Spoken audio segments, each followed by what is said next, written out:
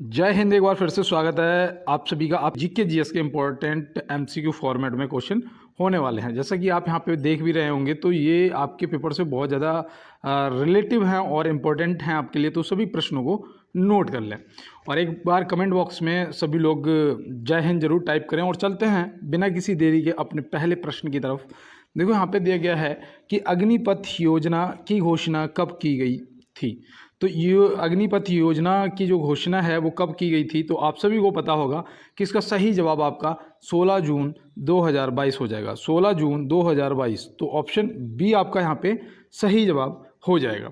और देखो 1 जुलाई 2017 को किसकी घोषणा की गई थी, तो ये मैं आपको बता दूं जीएसटी की घोषणा की गई थी, गुड्स एंड सर्विस टैक्स। ठीक है, तो यहाँ पे आप याद रखेंगे। और देखो अग्निपथ योजना में क्या था, इसमें जो सैनिक हैं वो 4 साल के लिए लिए जाएंगे और इसमें 25% जो सैनिक हैं उन्हें परमानेंट रेगुलर कर दिया जाएगा। तो ऐसा सिस्टम था। और चलते हैं दोस्त अपने अगले प्रश्न की तरफ। देखो यहाँ पे दिया गया है कि भौगोलिक संकेत टैग पाने वाला पहला भारतीय उत्पादन कौन सा था। तो देखो जीआई टैग से आपके जरूर 1-2 क्वेश्चन आएंगे। ठीक है, तो ये आप इसीलिए मैं आपको जितने भी जीआई टैग हैं सभी कंप्लीट कराता हुआ चलूँगा। और यहाँ पे देखो जो पहला पूछा गया है तो याद रखना वो दार्जिलिंग चाय, ऑप्शन सी हो जाएगा यहाँ पे क्या आपका सही जवाब। और चलते हैं भाई अपने अगले प्रश्न की तरफ। और जिस भी क्वेश्चन का आंसर आपको पता है आप कमेंट बॉक्स में जरूर टाइप करें। बार क्लास को लाइक, शेयर और चैनल को सब्सक्राइब जरूर कर लें। अब चलते हैं बिना किसी देरी के अपने क्लास में और देखते हैं हमारा तीसरा क्वेश्चन है कि जीआई टैग अब तक कितने उत्पादों को मिला है। तो जीआई टैग अब तक कितने उत्पादों को मिल चुका है, तो आप यहाँ पे 361 ऑप्शन सी बिल्कुल सही टिक करके आएंगे। तो देखो आपने जीआई टैग पढ़ लिए होंगे कहाँ किसे कौन सा जीआई टैग मिला है, लेकिन टोटल कितने मिले हैं ये भी आपको पता होना चाहिए। देखो यहाँ पे दिया गया है लाल मिट्टी का लाल रंग किसके कारण होता है। लाल मिट्टी का लाल रंग किसके कारण होता है, तो यहाँ पे आपका सही जवाब जो है आप नोट करिएगा फेरिक ऑक्साइड हो जाएगा। फेरिक ऑक्साइड ऑप्शन बी आपका सही जवाब हो जाएगा। और देखो ये जो आपका लाल फास्फोरस है ये क्या है, तो ये भी देखो किस क्वेश्चन का आंसर है। मुझे याद है कि अगर आपसे पूछा जाएगा कि माचिस की डब्बी पे या माचिस की तीली पे कौन सा वो लगाया जाता है, कौन सा फास्फोरस लगाया जाता है, तो आपका वो लाल फास्फोरस होता है। जो आपने माचिस दिया सलाई देखी है ना, तो उस पर लाल फास्फोरस लगा होता है। आप देखो यहाँ पे दे रखा है sodium bicarbonate sorry sodium bicarbonate क्या है, तो यहाँ पे देखो सोडियम बाइकार्बोनेट, बाई का नाम आ गया तो मैं तुरंत समझ गया कि ये किचन वाला सोडा है। क्या है, किचन का सोडा है। खाने वाला सोडा जो है उसका रासायनिक नाम सोडियम बाइकार्बोनेट है। और धोने वाले सोडे का नाम होता है, उसमें बाई नहीं लगता है, बस इतना ध्यान रखना। बाई घर में काम करने वाली होती है ना, तो ऐसे याद रखना। तो जहाँ पे बाई लग जाएगा समझ जाना तुरंत कि ये खाने वाला सोडा है। देखो यहाँ पे दिया गया है निम्न में से कौन क्रिकेट से संबंध नहीं है। इस पे आपको बताना है किसका संबंध क्रिकेट से नहीं है। तो देखो यहाँ पे आपका जो सही जवाब है रणजी ट्रॉफी आपका संबंध रखती है। ठीक है, ये तो क्रिकेट से संबंधित है। देवधर ट्रॉफी ये भी क्रिकेट से संबंधित है। और आपका ईरानी कप ये भी आपकी क्रिकेट से संबंधित है। पूछा है संबंध नहीं है तो इनमें से कोई नहीं, ऑप्शन डी तुरंत टिक कर देंगे जो कि हमारा सही जवाब हो जाएगा। और चलते हैं दोस्त अपने अगले प्रश्न की तरफ और देखते हैं हमारा अगला क्या है। देखो यहाँ पे दिया गया है कि भारतीय वन सर्वेक्षण विभाग की स्थापना कब की गई थी। ये कलर सही नहीं लग रहा है यहाँ पे, एक मिनट ये वाला देखें। हाँ, तो कब की गई थी, ये आपका HW है, क्योंकि ये क्वेश्चन हम लोग कल की क्लास में कर चुके हैं और मेरे सभी भाइयों को पता होगा। और चलते हैं दोस्त अपने अगले प्रश्न की तरफ। इसका आंसर आप कमेंट बॉक्स में बताइएगा। चलिए यहाँ पे देखिए, यहाँ पे दिया है कि भारत के किस राज्य को चीनी का कटोरा कहा जाता है। तो भारत के किस राज्य को चीनी का कटोरा कहा जाता है, आपको यहाँ पे ये बताना है। तो देखो भारत में जो चीनी का कटोरा है वो आपका हो जाएगा उत्तर प्रदेश, जो कि ऑप्शन बी में दिया गया है। मुझे लग रहा है यहाँ पे कलर ना यही आपका ग्रीन ही अच्छा लग रहा था। तो यहाँ पे आपका जो चीनी का कटोरा है वो क्या हो जाएगा, वो आपका हो जाएगा उत्तर प्रदेश। तो चलते हैं दोस्त अपने अगले प्रश्न की तरफ और देखते हैं हमारा अगला क्या है। तो यहाँ पे दिया गया है प्रच्छन्न बेरोजगारी को और किस नाम से जाना जाता है। प्रच्छन्न बेरोजगारी को और किस नाम से जाना जाता है? देखो ये आपके लिए जानना मोस्ट इम्पॉर्टेंट है। इसको देखो, अगर मैं आपसे कहता हूँ कि इसे अल्प रोजगार से जाना जाता है, क्या? अल्प रोजगार, अल्प रोजगार, बेरोजगारी नहीं, अल्प रोजगार। अब इसका दूसरा नाम है ये अल्प रोजगार, प्रच्छन्न बेरोजगारी, और इसे आप ऐसे भी बोल सकते हैं आदृश्य बेरोजगारी। ऑप्शन ए लगा देना, आपका सही जवाब हो जाएगा। और देखो प्रच्छन्न बेरोजगारी होती क्या है, अगर नहीं पता, जैसे कि मान लो मुझे ले लो, मैं क्या करता हूँ, मैं खेत में काम करता हूँ लेकिन अकेला करता हूँ। अब बहुत से मेरे भाई ऐसे होंगे कि आपके पास थोड़ा, मतलब कि मान लो 5 बीघा खेत है और घर में 10 लोग हो तो 10 के 10 लोग खेत में काम करते हो, तो ये यहाँ पे 10 लोगों की ज़रूरत थोड़ी ना है, लेकिन यहाँ पे 10 लोग काम कर रहे हैं, तो इसे प्रच्छन्न बेरोजगारी बोलते हैं। और शिक्षित बेरोजगारी जो होती है, जो शिक्षित बंदा है, पढ़ा लिखा है और बेरोजगार है, तो उसे शैक्षिक बेरोजगारी बोलेंगे। तो ये भी आप याद रखेंगे। और चलते हैं भाई अपने अगले प्रश्न की तरफ। देखो यहाँ पे दिया गया है, निम्नलिखित में से किस शासक ने पाटलिपुत्र की स्थापना की थी? किस शासक ने पाटलिपुत्र की स्थापना की थी? तो ये देखो आपको पता होना चाहिए, ये आपके लिए इंपॉर्टेंट क्वेश्चन है दोस्त। और इसका आपका सही जवाब जो है वो हो जाएगा अजातशत्रु, जो कि ऑप्शन ए में दिया गया है। और देखो मैं बताऊं, ये ना ये इसने कब किया था? ये 5वीं सदी में किया था, ये भी याद रखना। देखो मुझे याद आ गया, इसने 5वीं सदी में, शताब्दी में ये पाटलिपुत्र की स्थापना की थी, ये याद रखना। और देखो चंद्रगुप्त जो मौर्य है, इसने मौर्य वंश की स्थापना की थी, मौर्य साम्राज्य की स्थापना चंद्रगुप्त मौर्य ने की थी। और धनानंद कौन था? ये नंद वंश का आखिरी शासक था। जिसका फाउंडर कौन था नंद वंश का? तो याद रखना, उसका महापद्मानंद। क्या था? महापद्मानंद। तो ये भी आप याद रखना। जैसे शायद क्षत्रिय यंत्रक भी बोला जाता था, क्षत्रियों का नाश करने वाला, तो ये आप याद रखेंगे। और नंद वंश का ही अंत करके मौर्य वंश की स्थापना हुई थी, जो कि चंद्रगुप्त मौर्य ने की थी। लेकिन इसमें सबसे बड़ा योगदान जो था वो चाणक्य जी का था। चाणक्य जी ने ही, देखो वो शिक्षक थे, और कहते हैं ना शिक्षक में इतनी ताकत होती है कि वो एक साधारण से मनुष्य को असाधारण बना के असाधारण काम करवा सकता है। तो यही होता है बस शिक्षक का महत्व, यही होता है शिक्षक की गरिमा। देखो यहाँ पे दिया गया है कि 2011 की जनगणना के अनुसार भारत में शहरी जनसंख्या का प्रतिशत कितना है? तो 2011 की जनगणना के अनुसार भारत में शहरी जनसंख्या का जो प्रतिशत है वो आपको यहाँ पे बताना है। तो आपका देखो 2011 की जनगणना आपके लिए मोस्ट इंपॉर्टेंट है, और मैं रोज आपको 2 क्वेश्चन करवाऊंगा। तो यहाँ पे आपका जो सही जवाब है वो 31.20% हो जाएगा। ये शहरी जनसंख्या का जो प्रतिशत है वो ये है। अगर ग्रामीण जो आपकी पूछी जाएगी तो आप याद रखना 68.8%, जो कि आपका सही हो जाएगा। तो चलते हैं। और देखो अभी मैं जैसा कि कह रहा था आपसे, तो उसमें क्या होता है ना, जैसे चंद्रगुप्त मौर्य को एक बिल्कुल क्या बोल सकते हैं, गुलाम था भाई, गुलाम था, गुलाम को खरीदा और उसे सम्राट बना दिया। ये एक शिक्षक ही कर सकता है। तो इसीलिए मैं कहता हूँ कि ये शिक्षक की गरिमा है कि वो साधारण से इंसान को असाधारण बना देता है। तो यहाँ पे दिया गया है, सरकरिया आयोग ने अपनी रिपोर्ट कब प्रस्तुत की थी? सरकरिया आयोग ने अपनी रिपोर्ट कब प्रस्तुत की थी? तो आप क्या बताएंगे? यहाँ पे आपका सही जवाब मेरे भाई 1988 होना चाहिए। और देखो ये नोट कर लेना, ये आपके जो पहले पेपर हुआ था उसमें पूछा गया था। तो ये प्रीवियस पेपर में देख रहा था, वहाँ मुझे ये क्वेश्चन मिला और मैंने आपको बता दिया। और देखो 1935 में, याद रखना, मैं आपको बता दूं, आरबीआई की स्थापना हुई थी। ठीक है, ये आपके लिए जानना जरूरी है। और 1952 में आपका पहला जो चुनाव हुआ था वो संपन्न हुए थे। जो चुनाव हैं वो आपका पहला 1952 में संपन्न हुआ था। तो चलते हैं दोस्त अपने अगले प्रश्न की तरफ और देखते हैं हमारा अगला क्या है। देखो यहाँ पे बोला गया है कि भारत में स्वतंत्रता के बाद प्रथम आम चुनाव कब संपन्न कराए गए? देखो अभी तो मैंने बताया ही था, इसका सही जवाब आपका 1952 हो जाएगा। और चलते हैं दोस्तों अपने अगले प्रश्न की तरफ। किस गुरु ने गुरु नानक की जीवनी लिखी थी? किस गुरु ने गुरु नानक की जीवनी लिखी थी?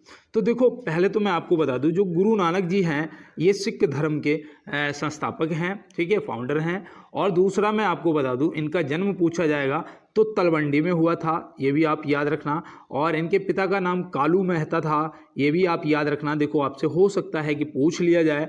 और इनकी जो जीवनी है वो गुरु अंगद जी ने लिखी थी। तो गुरु अंगद जी, ऑप्शन ए आप सही जवाब लगा देंगे। और देखो मैं आपको बताऊं यहाँ पे गुरु गोविंद सिंह जी से, देखो आप अगर एसआई की तैयारी कर रहे हो तो ये सुनो, आपके लिए मोस्ट इंपॉर्टेंट है। आपसे पूछा जा सकता है कि गुरु गोविंद सिंह जी ने सिखों के 11वें गुरु ग्रंथ साहिब को सिखों का जीवित गुरु घोषित किया था। ठीक है, गुरु ग्रंथ साहिब को सिखों का जीवित गुरु घोषित किया था।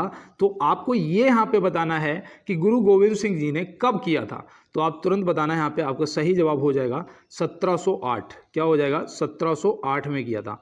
तो ये देखो, आप चाहे इसे क्रोम पे गूगल पे जाके सर्च कर लेना, आपको 1708 दिखाएगा। तो चलते हैं दोस्त अपने अगले प्रश्न की तरफ। देखो यहाँ पे दिया गया है, पंजाब में अमृतसर नगर को स्थापित किया था। तो पंजाब में अमृतसर नगर को किसने स्थापित किया था? तो यहाँ पे आप क्या बताएंगे? गुरु रामदास जी। तो गुरु रामदास जी जो कि ऑप्शन सी। और यहाँ पे देखो ये क्या लगा है, गुरु तेग बहादुर इतने से इतने सिख धर्म के 9वें गुरु थे। यहाँ पे देखो गुरु जो तेग बहादुर जी हैं, इनसे संबंधित मैं आपको बता रहा हूँ। याद रखना, गुरु तेग बहादुर जी जिनका जन्म 1964 से और 1664 से 1675 तक रहे। ठीक है, जन्म नहीं, ये मतलब कि गुरु जो थे वो रहे। और देखो इनका जो सिख धर्म के 9वें गुरु थे और उनकी औरंगजेब के आदेश पर हत्या कर दी गई थी। ये सिख धर्म के 9वें गुरु थे, ये भी आप याद रखना। और 1707 में कर दी गई थी। और देखो उन्होंने मुगलों द्वारा कश्मीर हिंदुओं के जबरन धर्म परिवर्तन का विरोध किया और इस विरोध के कारण उन्हें औरंगजेब ने 1707 के आदेश पर मार डाला। तो आप ये चीज़ याद रखना, हो सकता है आपसे पूछ लिया जाए। और चलते हैं दोस्त अपने अगले प्रश्न की तरफ। ये मुझे याद नहीं रहा, मैंने कब ये लगा दिया, यहाँ पे लिख दिया। देखो यहाँ पे दिया जाता है, राउफ कहाँ का लोक नृत्य है? राउफ जो है वो कहाँ का लोक नृत्य है? एक पूछा जाएगा आपसे यार, और ये आपके लिए मोस्ट इंपॉर्टेंट है। तो राउफ जो आपका है ये जम्मू कश्मीर का है, तो ऑप्शन ए लगा देना। गुजरात से याद रखना, गरबा आपका हो जाएगा। ठीक है, गरबा, तो गरबा आपसे हो सकता है कि पूछ लिया जाए। और देखो यहाँ पे तमिलनाडु से भी याद रखना, आपका भरतनाट्यम हो जाएगा, ये भी आप याद रखना। तो चलते हैं अपने अगले प्रश्न की तरफ और देखते हैं हमारा अगला क्या है। सॉरी, यहाँ पे दिया गया है 1531 में कौन सा युद्ध हुआ था? 1531 में इनमें से कौन सा युद्ध हुआ था? यहाँ पे आपको ये बताना है। तो आप इनमें से बताएंगे, इनमें जो सही जवाब आपका है वो हो जाएगा देवरा के युद्ध, जो कि ऑप्शन ए में दिया गया। आपसे पूछता हूँ कि चौसा का युद्ध कब हुआ था? तो आप बताइएगा। चौसा का युद्ध जो है आपका ये हुआ था 1538 में। कब हुआ था? 1538 में हुआ था। देखो सरहिंद का जो युद्ध है, देखो ये इंपॉर्टेंट है, आपको नोट करने हैं। यहाँ पे याद रखना, सरहिंद का तो बहुत सरल है याद करना, 1555 1555। ठीक है, 1555। अब मैं आपसे पूछता हूँ कि बिलग्राम का युद्ध, जिसे आप शायद कन्नौज के युद्ध के नाम से भी जानते हैं, कब हुआ था? तो आप क्या बताओगे? आपका जो कन्नौज का युद्ध था, जिसे बिलग्राम का युद्ध भी कहते हैं, ये आपका 1540 में हुआ था, ये भी आप याद रखना। और पानीपत का प्रथम आपका 1526 में हुआ था। और आपके खानवा का जो युद्ध है वो 1527 में हुआ था। और आपका चंदेरी का जो है वो 1528 में हुआ था। आपके घग्गर का जो है वो 1529 में हुआ था। और पानीपत का दूसरा युद्ध आपका 1556 में हुआ था। और तीसरा युद्ध 1761 में हुआ था। और मैं आपको बता दूं, ये मैंने कहीं से भी देख के नहीं बताया, मुझे ये सारे याद हैं। और कैसे? बस इनको मैं डेली लिखता हूँ, इसलिए मुझे ये सब याद रहते हैं। और मैं यही कहता हूँ आपको कि अगर आप वाकई में अपना अच्छा जीके जीएस करना चाहते हैं, कोई भी सब्जेक्ट करना चाहते हो, उसे लिखना स्टार्ट कर दो, आपका सब्जेक्ट बेहतर हो जाएगा। देखो यहाँ पे दिया गया है कि समान नागरिक संहिता किस अनुच्छेद में है? समान नागरिक संहिता किस अनुच्छेद में है? तो यहाँ पे आप क्या बताएंगे? यहाँ पे आपका सही जवाब जो है वो होना चाहिए अनुच्छेद 44। अनुच्छेद 44 ऑप्शन सी। और ये देखो इंपॉर्टेंट है मेरे भाई, इनको देख लेना, नोट कर लेना। अनुच्छेद 76 क्या है? अनुच्छेद 76 में दिया जाता है कि सर्वोच्च न्यायालय के मुख्य न्यायाधीश की जो नियुक्ति है वो अनुच्छेद 76 में दिया गया है। अनुच्छेद 75 भी याद रखना, हो सकता है कि पूछ लिया जाए। इसमें प्रधानमंत्री जी का जिक्र किया गया है, प्रधानमंत्री जी की नियुक्ति दी गई है। अब देखो अनुच्छेद 24 क्या है?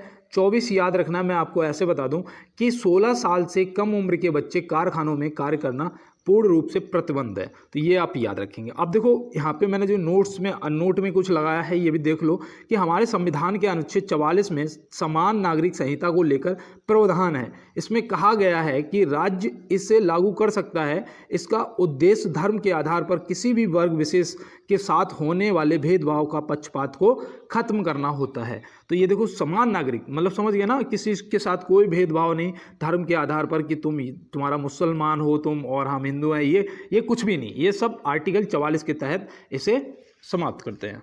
तो यहाँ पे देखो जो भी होगा समान होगा। देखो यहाँ पे दिया गया है इडुक्की परियोजना किस नदी पर है, इडुक्की परियोजना किस नदी पर है, तो आप यहाँ पे क्या बताएंगे, पेरियार नदी।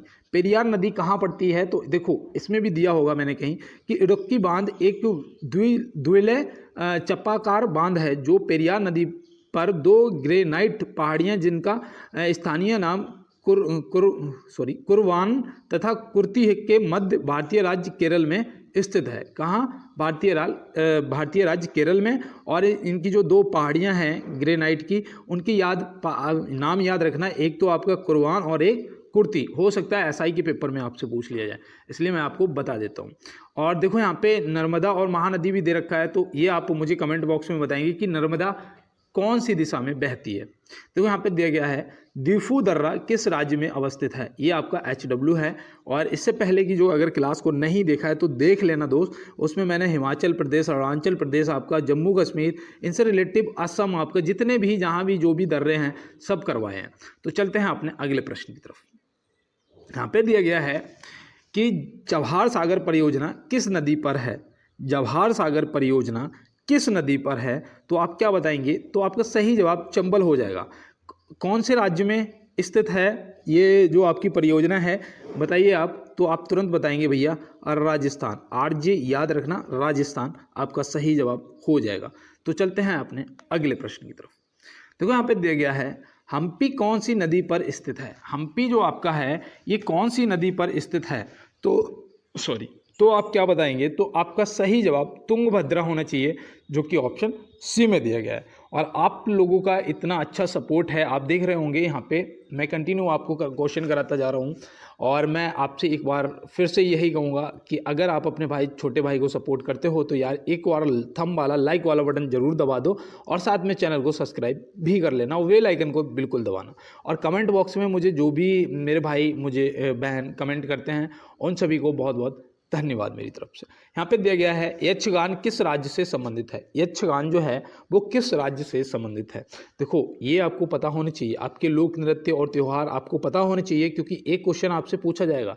अब आप उस दिन मुझे एक भाई कमेंट कर रहा था कि भैया क्या इतना सरल क्वेश्चन, इतने हल्के क्वेश्चन आते हैं। नहीं दोस्त, कहीं से भी कुछ भी पूछा जा सकता है, ये GK GS है, यहाँ पे कहीं से भी कुछ भी पूछा जा सकता है। तो आप यहाँ पे याद रखना कि यक्षगान जो आपका है वो कर्नाटक है, ऑप्शन B हो जाएगा।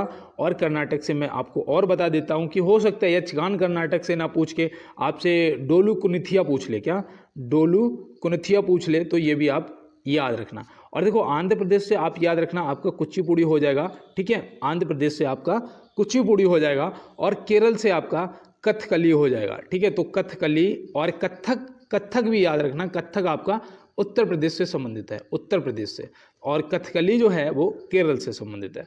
तो ये हो सकता है आपसे पूछ लिया जाए। देखो यहाँ पे दिया गया है कि सिकंदर ने भारत पर किस वर्ष आक्रमण किया था, सिकंदर ने भारत पर किस वर्ष आक्रमण किया था, तो आप क्या बताएंगे। यहाँ पे आपका सही जवाब 326 ईसा पूर्व, 326 ईसा पूर्व मतलब कि ऑप्शन B हो जाएगा। अब देखो यहाँ पे दिया भी गया है कि हाइडे स्पेस की लड़ाई को झेलम की लड़ाई या झेलम की पहली लड़ाई के रूप में भी जाना जाता है, जो कि 326 ईसा पूर्व मई में सिकंदर महान और पोरस के बीच लड़ी गई थी। यह सिकंदर के भारतीय अभियान के हिस्से के रूप में पंजाब में हाइड स्पेस नदी के तट पर हुआ था, जिसे झेलम की भी लड़ाई कहते हैं। तो ये आप राजा पोरस के साथ में हुई थी, तो ये भी आप याद रखेंगे। और देखो मैं आपको बताऊं, ये भारत में पूछा जाएगा सिकंदर कितने दिन तक रहा, ये कहाँ का शासक था, मेसिडोनिया का था ना भाई, मेसिडोनिया का था। इसके गुरु का नाम अरस्तु था, ये भी हमें पता है कि इसके गुरु का नाम अरस्तु था। और ये सिकंदर भारत से ही हार के गया था, वैसे ये विश्व विजय के लिए निकला था, ये भी याद रखना।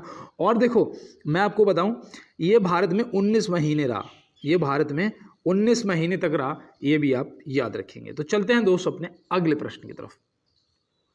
भारत में सबसे तेज चलने वाली ट्रेन कौन सी है, भारत में सबसे तेज चलने वाली ट्रेन कौन सी है, तो तुरंत बता दोगे वंदे भारत एक्सप्रेस, जो कि ऑप्शन C में दिया गया है। लेकिन मैं आपसे पूछता हूं कि वंदे भारत एक्सप्रेस जो है ये कब चली, तो आप क्या बताएंगे। अब आपसे मैंने डेट और सन पूछ दी है, क्या आप बता पाएंगे। अगर हाँ तो तुरंत बताना कि भैया 15 फरवरी 2019, 15 फरवरी 2019 जो कि सही जवाब आपका हो जाएगा। तो चलते हैं दोस्त अपने अगले प्रश्न की तरफ और कहते हैं कि न थके हैं पैर मेरे और ना ही हिम्मत हारी है, मैंने देखे हैं कई दौर और आज भी सफ़र जारी है। दोस्त, मन से अगर हार जाओगे तो आपको कोई नहीं जिता सकता है, और अगर आप ग्राउंड में हार जाओगे तो आप फिर से जीत जाएंगे। इस चीज़ को याद रखना, इसलिए कभी मन से हार नहीं माननी। और कभी अगर खुद को टूटता हुआ तुम्हें लगे तो मैं अपना नंबर आपको हर क्लास में देता हूँ, कोई भी क्लास में जाके या चैनल पे जाके विजिट करके खो देख लेना, मेरा मोबाइल नंबर वहाँ पे होगा, तो आप मुझे कॉल करना यार। अगर आपको ऐसा लगता है कि अब आप हार मान चुके हैं तो मैं एक बार, बस एक बार मुझसे 1 मिनट जरूर बात करना। तो यहाँ पे दिया गया है कि उत्तर पश्चिम रेलवे का मुख्यालय कहाँ है। उत्तर पश्चिम रेलवे का मुख्यालय कहाँ है, तो आप क्या बताएंगे? तो आप याद रखना जयपुर है, जो कि ऑप्शन सी में। देखो ये रेलवे से संबंधित है भाई पेपर, तो यहाँ पे रेलवे के मुख्यालय भी आपसे पूछे जाएंगे। अब यहाँ पे ये तो जयपुर आपने बता दिया। अगर मैं आपसे पूछता हूँ कि उत्तर मध्य रेलवे का बताओ, उत्तर मध्य रेलवे का मुख्यालय बताओ, तो आप क्या बताओगे? भैया इलाहाबाद हो जाएगा। क्या? इलाहाबाद हो जाएगा। जैसे प्रयागराज अब नाम हो गया।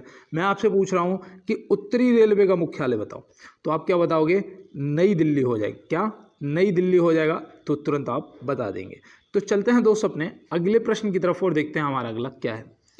देखो यहाँ पे दिया गया है कि राष्ट्रीय मानव अधिकार आयोग की स्थापना कब हुई थी। राष्ट्रीय मानवाधिकार आयोग की स्थापना कब हुई थी? अब यहाँ पे 10 दिसंबर देख के गड़बड़ मत कर देना, 10 दिसंबर देख के गड़बड़ मत कर देना, क्योंकि यहाँ पे स्थापना की बात की गई है। तो आप बताएंगे 12 अक्टूबर 1993, 12 अक्टूबर 1993, जो कि ऑप्शन बी में दिया गया। अब देखो मैं आपको बताऊं, 10 दिसंबर को मानवाधिकार दिवस मनाया जाता है।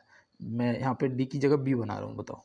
देखो 10 दिसंबर को मानवाधिकार दिवस मनाया जाता है।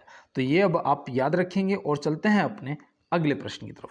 देखो आपको आज की क्लास में टोटल 5 HW मिलेंगे, और जो भी ईमानदारी से, कोई भी देखो फर्जीवाड़ा मत करना मेरे भाई, ईमानदारी से अगर आपको आंसर पता है तो तुरंत टाइप करोगे, तुरंत कमेंट बॉक्स में बताओगे, गूगल पे सर्च नहीं करोगे। अगर नहीं पता है तो आप कर सकते हो। और अगर आप 5 के 5 सही देते हो तो मुझे बताना कि भैया मैंने 5 आंसर सही दिए, और नेक्स्ट क्लास में आपको आपका कमेंट हाईलाइट मिलेगा, सबसे पहले आपका कमेंट दिखाया जाएगा। तो यहाँ पे देखो दिया गया है कि काठिया गेहूँ, जिसे हाल ही में GI टैग दिया गया है, किस राज्य से संबंधित है।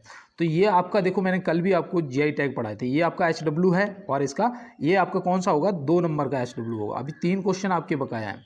अब इसका आंसर आप फटाफट बताइएगा। अगर आपने कल की क्लास को पढ़ा होगा तो आपको पता होगा, नहीं पढ़ा होगा तो आप नहीं बता पाएंगे। देखो यहाँ पे दिया गया है कि विश्व में सर्वाधिक चीनी उत्पादक देश कौन सा है। तो भाई देखो ये ना, मुझे ऐसा लगा कि इसका आंसर चीन होगा, लेकिन मैं आपको बता दूं इसका जो सही जवाब है आपका वो भारत हो जाएगा, क्योंकि सबसे ज़्यादा गन्ना भी भारत में पैदा होता है। तो चीनी सबसे ज़्यादा कौन पैदा करेगा? भारत करेगा। लेकिन मैंने इसको जब 2 जगह चेक किया तो मुझे एक जगह चीन मिला और एक जगह भारत मिला लिखा हुआ। तो देखो यहाँ पे आप देख सकते हैं, यहाँ पे दिया भी है मैंने, इसीलिए मुझे संदेह था कि विश्व का सबसे बड़ा चीनी उत्पादक भारत है। ठीक है, भारत है। भारत ने 5 साल में दूसरी बार ब्राज़ील से दुनिया के सबसे बड़े चीनी उत्पादक का खिताब हासिल किया है। और ये भी याद रखना 2021-22 सीजन में भारत ने 36 मिलियन टन चीनी का उत्पादन किया, जो इसके पिछले उत्पादन से लगभग 6 मिलियन टन अधिक है। तो ये आप याद रखेंगे। और बाद बाकी मैंने देखो इसको, अगर आप भी गूगल पे चेक करेंगे तो आपको चीन दिखाएगा, लेकिन अगर आप सही से चेक करेंगे पूरा कि कब कौन आगे था, किसने कितना पैदा किया चीनी, तब आपको समझ आ जाएगा कि इसका सही जवाब भारत है। देखो यहाँ पे दिया गया है कि पाल घाट किस राज्य में स्थित है। जो आपका पाल घाट है वो किस राज्य में स्थित है, तो आप तुरंत लगा देंगे भैया ये तो केरल में है ना, ये केरल में स्थित है। अब देखो मैं आपको, चलते हैं अपने अगले प्रश्न की तरफ। और देखो फिर आपको कुछ बताने वाला था, मुझे शायद भूल गया। यहाँ पे दिया गया है कि कर्क रेखा भारत के कितने राज्यों से होकर निकलती है। तो ये भाई फिक्स है 8 राज्य। कौन कौन से हैं? देखो आपका गुजरात है, राजस्थान है, मध्य प्रदेश है, छत्तीसगढ़ है, और ये झारखंड है, पश्चिम बंगाल है, त्रिपुरा एवं मिजोरम। कर्क रेखा एक काल्पनिक रेखा है जो 23.5 डिग्री के कोण पर है, मतलब 23.50 डिग्री के कोड पर है। तो ये आप याद रखेंगे। चलते हैं देखो SI वालों के लिए ये जो कोड दे रखा है ना, ये इंपॉर्टेंट है, इसको जरूर देख लेना दोस्त। और देखो यहाँ पे दिया गया है सिंधु नदी का उद्गम स्थल कहाँ है। सिंधु नदी का उद्गम स्थल कहाँ है? तो ये देखो मानसरोवर में है, ये मानसरोवर में मैं आपको बताऊं, मानसरोवर के पास में एक झील है राक्षस ताल, तो याद रखना वहाँ से होता है। और इसके साथ में मैं आपको बताऊं, सिंधु के साथ साथ वहाँ से सतलज का भी होता है। किसका होता है? सतलज का भी होता है, तो ये भी आप याद रखेंगे। और देखो अगर आपसे सिंधु की लंबाई पूछी जाएगी तो 2880 मीटर है और भारत के अंदर, और देखो दूसरी नहीं, ये 2880 मैं सही बता रहा हूँ, लेकिन यहाँ पे तो इसकी लंबाई 3110 किलोमीटर दे रखी है, लेकिन ऑप्शन में 2880 मीटर भी मिल सकती है, याद रखना। और सतलज की लंबाई भी याद रखना, आपको 1050 हो जाएगी किलोमीटर, 1050 किलोमीटर हो जाएगी, तो ये भी आप याद रखेंगे। और यहाँ पे देखो दे रखा है, ये तिब्बत, चीन, भारत और पाकिस्तान में बहती है। अंत में यह नदी कराची पाकिस्तान के मध्य अरब सागर में गिरती है। सिंधु नदी की लंबाई 3180 किलोमीटर है, तो ये आप याद रखेंगे। और चलते हैं दोस्तों अपने अगले प्रश्न की तरफ और देखते हैं हमारा अगला क्या है। देखो यहाँ पे दिया गया है, लोकटक झील किस राज्य में स्थित है? तो लोकटक झील जो है ये किस राज्य में स्थित है, तो आप यहाँ पे क्या बताएंगे? यहाँ पे आपका जो लोकटक झील है वो हो जाएगा, इसमें दे ही नहीं रखा है मुझे लग रहा है, यहाँ पे लोकटक झील जो आपकी स्थित है ये मणिपुर में है। हाँ ठीक है, ये मणिपुर में स्थित है, तो ये आप याद रखेंगे। और देखो आपसे पूछा जा सकता है कि एक झील साल्ट लेक, मैं यहाँ पे लिख देता हूँ, ध्यान रखना, साल्ट लेक। तो साल्ट लेक जो है ये कहाँ पर है? तो ये आपकी कोलकाता में है। हो सकता है आपसे पूछ लिया जाए, इसलिए मैंने आपको बता दिया। और देखो एक निजाम सागर भी याद रखना, निजाम सागर, ठीक है क्या? निजाम सागर, क्योंकि ये पहले पूछे जा चुके हैं, ये आपकी हैदराबाद में है, तो ये भी आप याद रखना। और चलते हैं दोस्त अपने अगले प्रश्न की तरफ और देखते हैं हमारा अगला क्या है। तो यहाँ पे दिया गया है, बांदीपुर राष्ट्रीय पार्क किस राज्य में है? बांदीपुर राष्ट्रीय पार्क जो है ये किस राज्य में है? तो आप तुरंत बताएंगे इसका सही जवाब बांदीपुर। लेकिन ऑप्शन में कर्नाटक अगर दे देगा तो याद रखना है भाई, बांदीपुर कर्नाटक में है, तो यहाँ पे ऑप्शन ए हो जाएगा सही जवाब। देखो यहाँ पे दे रखा है, बांदीपुर राष्ट्रीय उद्यान दक्षिण भारत के कर्नाटक राज्य में स्थित है। यह प्रोजेक्ट टाइगर के तहत सन 1973 में एक टाइगर रिजर्व के रूप में स्थापित किया गया था। एक समय यह मैसूर राज्य के महाराजा की निजी आरक्षित शिकारगाह थी। तो ये आप देखो पूरा याद रखना। और देखो आपका जो गिर नेशनल पार्क है वो आपका गुजरात में हो जाएगा, तो ये भी आप याद रखना, आपका जो गिर नेशनल पार्क गुजरात में हो जाएगा। और दुधवा नेशनल पार्क आपका कहाँ? उत्तर प्रदेश में हो जाएगा। तो चलते हैं अपने अगले प्रश्न की तरफ। देखो यहाँ पे दिया गया है कि नागार्जुन सागर परियोजना किस राज्य में है? नागार्जुन सागर परियोजना जो आपकी है वो किस राज्य में है? तो आपका सही जवाब आंध्र प्रदेश होना चाहिए। आंध्र प्रदेश हो जाएगा तो ऑप्शन बी लगा देंगे। और ये भी पता होना चाहिए, ये भी आपको पता होना चाहिए कि ये कौन सी नदी पर है। तो आप क्या बताएंगे, बताओ। चलो, ये आपकी कृष्णा नदी पर हो जाएगी। क्या हो जाएगा? कृष्णा नदी पर हो जाएगा, तो ये भी याद रखेंगे। और अब मैं आपसे पूछता हूँ कि सोन परियोजना बताओ मुझे। चलो बताओ भाई, सोन परियोजना बताइए। इतने सरल क्वेश्चन नहीं आते, उस भाई ने उससे बोला था ना, तो मुझे लगा यार थोड़ा आज चलो क्लास दिखाते हैं कि क्लास को में कैसे कैसे क्वेश्चन आ सकते हैं, इससे भी कर टाइट आएंगे, टेंशन ना मत लो, लेकिन मैं सब आपको बताऊंगा। बस आप मेरे साथ जुड़े रहो और चैनल को फटाफट सब्सक्राइब कर लो। सोन परियोजना जो आपकी है ये बिहार में है। कहाँ पर है दोस्त? बिहार में स्थित है, तो ये आप याद रखेंगे। चलते हैं दोस्त अपने अगले प्रश्न की तरफ। निम्नलिखित में कौन अंतिम मौर्य राजा था? पहला तो सभी को पता है, अंतिम बताओ। तो यहाँ पे आपका जो सही जवाब, राइट जवाब है वो हो जाएगा बृहदत्त मौर्य। तो बृहदत्त जो कि ऑप्शन बी में दिया गया है। और देखो अशोक जो था वो चंद्रगुप्त मौर्य का पोता था, ये भी आप याद रखेंगे। और चलते हैं अगले प्रश्न की तरफ। वृक्षासन योग में क्या स्थिति दिखती है? तो वृक्षासन योग जब आप करोगे तो आपकी क्या स्थिति दिखेगी, आपको यहाँ पे ये बताना है। और देखो एक आपका शायद मकर योग होता है, कुछ ऐसे होता है मकर योग, तो वो याद रखना। वो आपका वो भी पूछा जा चुका है आपके पेपर में, वो आपके मगरमच्छ से संबंधित हो। और ये आपका वृक्षासन मतलब वृक्ष मतलब पेड़, तो पेड़ जैसी आकृति दिखाई देती है, तो ये याद रखना, पेड़ हो जाएगा इसका सही जवाब। ऐसा लगेगा जैसे पेड़ के समान खड़े होने वाला योग कर रहे हो, ठीक है। और देखो मगर जो आपका मगर करके कोई था योग, वो याद रखना आपका मगरमच्छ से है, क्योंकि देखो जैसे वो पढ़ोगे ना आपको मेरी बात याद आ जाएगी। जाओ, मैं ये प्रॉमिस करता हूँ मेरी याद आ जाएगी कि मैंने आपको क्या बताया था। अगर वो प्रश्न आया तो देखो यहाँ पे दिया गया महात्मा गांधी राष्ट्रीय रोजगार गारंटी योजना कब शुरू की गई थी। तो महात्मा गांधी राष्ट्रीय रोजगार गारंटी योजना की जो शुरुआत है वो कब हुई थी, तो यहाँ पे आप बताएंगे 2005 में हुई थी। 2005 ऑप्शन सी, इसमें 100 दिन का रोजगार देने की गारंटी की गई थी, तो ये आप याद रखेंगे। चलते हैं अपने अगले प्रश्न की तरफ। कपास का सबसे बड़ा उत्पादक देश कौन सा है। तो कपास का सबसे बड़ा उत्पादक देश जो है वो आप यहाँ पे क्या लगाएंगे बताओ। देखो ऑप्शन में जो मैंने किताब मेरे पास थी उसमें जो दे रखा था उसमें दे रखा था चीन, ठीक है, क्या दे रखा था चीन। लेकिन मैंने यहाँ पे जो क्रोम पे पढ़ा वहाँ पे आपको ये जो मिला मुझे वो मैं आपको बता रहा हूँ कि वहाँ पे मैंने देखा संयुक्त राष्ट्र के आंकड़ों के अनुसार भारत में हर वर्ष करीब 62 लाख टन कपास का उत्पादन किया जाता है, जो पूरी दुनिया के कपास उत्पादन का कुल 38% है, जबकि चीन कपास के उत्पादन में दूसरे स्थान पर है। तो यहाँ पे हम तुरंत इसे हटाएंगे और भारत को टिक कर देंगे। लेकिन मैंने किताब में चीन पढ़ा था, वो मुझे ऐसा लगा कि हो सकता है कि पहले का हो, लेकिन लेटेस्ट जो है क्वेश्चन का आंसर वो यही है, भारत, याद रखना। तो यहाँ पे दिया गया है मोती मस्जिद निम्न में से किस नगर में स्थित है। ये आपका HW है और ये आपका चौथा क्वेश्चन है, ये भी आप याद रखेंगे और करिए इसका आंसर फटाफट। और चलते हैं अपने अगले प्रश्न की तरफ।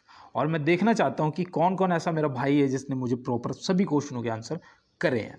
तो यहाँ पे दिया गया है भारत में GST की शुरुआत कब हुई थी। तो ये तो सभी को पता है 1 जुलाई 2017। अभी मैंने पहला ही क्वेश्चन बताया था 1 जुलाई 2017 ऑप्शन बी। देखो भारत में 1 जुलाई 2017 से GST लागू हुआ। GST को 101वें संशोधन अधिनियम के रूप में पारित किया गया था। देखो याद रखना यहाँ पे कौन से संशोधन, 101वां संशोधन जो हुआ था GST से संबंधित है, याद रखना, हो सकता पूछ लिया जाए।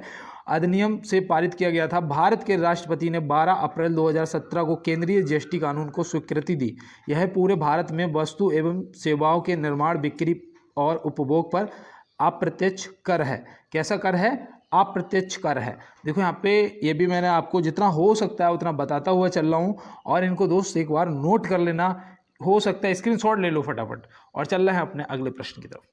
मुख्यमंत्री की नियुक्ति संविधान के किस अनुच्छेद के तहत की जाती है। मुख्यमंत्री की नियुक्ति, तो मुख्यमंत्री की जो नियुक्ति है वो तो यहाँ पे दे ही नहीं रखी भाई, अभी गड़बड़ हो जाता है। इनमें से कोई नहीं, क्योंकि मुझे अच्छे से याद है आर्टिकल 163 है। क्या आर्टिकल अनुच्छेद 163 है। अब देखो 75 में मैंने आपको क्या बताया था, प्रधानमंत्री जी बताया था ना। अब देखो 76 में आपको क्या बताया था, मुख्य न्यायाधीश बताया था। 63 में क्या है, तो 63 में आपको कल बता चुका हूँ, शायद कल या परसों में मैंने आपको बताया था कि राष्ट्रपति जी पे महाभियोग जो है वो अनुच्छेद 63 के अकॉर्डिंग चला जाता है। तो ये आप याद रखेंगे। और चलते हैं दोस्त अपने अगले प्रश्न की तरफ।